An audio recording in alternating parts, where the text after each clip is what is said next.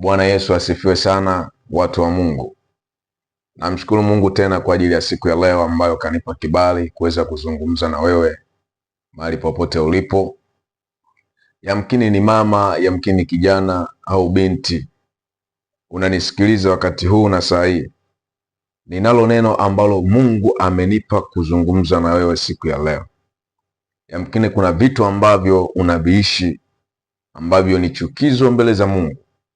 Kuna mambo ambayo unayafanya ambayo ni chukizo mbele za Mungu, lakini Mungu ana mpango mzuri na maisha yako pale ambapo utafanya maamuzi katika maisha yako, kwa sababu watu wengi wanamwacha Mungu kwa sababu ya vitu mbalimbali. Wanamwasi Mungu kwa sababu ya mambo mbalimbali ya kidunia, lakini tunapoamua kumtumikia Mungu wa kweli, amini kwamba yeye aliyetutoa katika nchi ya Misri, huyo ndiye atakayetuokoa na mateso na majaribu ambayo tunakutana nayo hapa duniani. Kwa sababu inafika wakati mtu anasema kwamba Mungu ameniacha, na ndio maana anapitia kwenye shida, kwenye mateso, kwenye vikwazo. Lakini nataka nikuhakikishie kwamba Mungu hajakuacha. Mungu bado yuko pamoja na wewe, lakini bado hujafanya maamuzi ya kumkaribia yeye. Biblia inaniambia kwamba mpingeni shetani naye atawakimbia, mkaribieni Mungu naye atawakaribia. Kwa hiyo kuna umuhimu mkubwa wa sisi kumkaribia Mungu. Ili tuweze kumpinga shetani, ni lazima tumkaribie Mungu kwa unyenyekevu. Ni kitu gani ambacho kinaweza kutuweka karibu na Mungu? Ni pale ambapo tutafanya maamuzi ya kumpendeza yeye, kuachana na dhambi, kuachana na uovu, kuachana na vitu ambavyo havifai mbele za Mungu. Hapo ndipo tutakapoweza kumtumikia Mungu na kumkaribia yeye. Bwana Yesu asifiwe sana. Ukisoma kwenye kitabu cha Isaya sura ile ya 16, kitabu cha Isaya sura ya 49, sura ya 49 inatuambia kwa habari ya mtu mmoja ambaye alisema kwamba Bwana ameniacha, Mungu amenisahau. Lakini Mungu akauliza swali juu ya kile ambacho huyo mtu ambaye alikuwa anasema kwamba Bwana amemwacha. Kwa hiyo kuna watu ambao wanapitia changamoto, wanapitia mateso, wanapitia vikwazo. Inafika wakati hana tumaini tena, anasema Mungu ameniacha. Kumbe Mungu hajakuacha, ila wewe ndio umemwacha Mungu. Bwana Yesu asifiwe sana.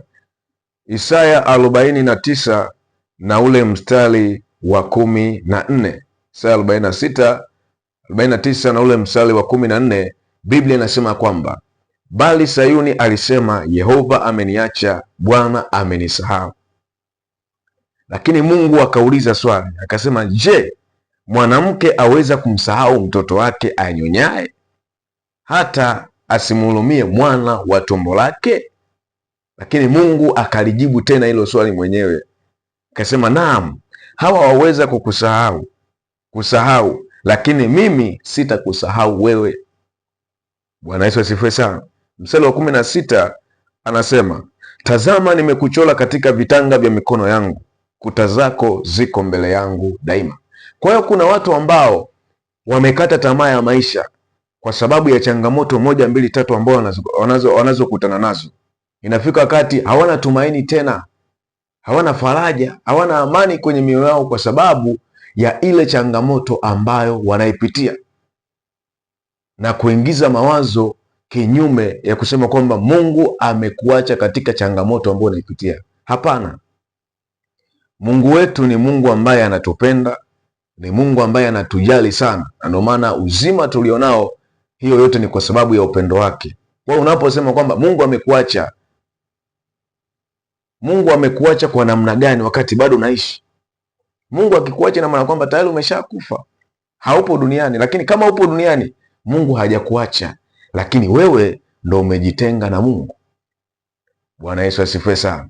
Kwa hiyo siku ya leo nataka nikwambie kwamba Mungu anakupenda sana, ndugu msikilizaji, mahali popote ambapo unanisikia. Yamkini una shida, yamkini una matatizo, yamkini una changamoto ambazo unazipitia. Inafika wakati unakata tamaa, unasema Mungu amekuacha, na kuhakikishia Mungu hajakuacha, na Mungu bado anakupenda, lakini anachotaka kwako ni wewe kufanya maamuzi ambayo yanampendeza yeye, ili akusaidie katika shida unayoipitia. Mungu akubariki sana. Tutazidi kujifunza kadri ambavyo Mungu atanipa neema na kibali katika eneo hilo.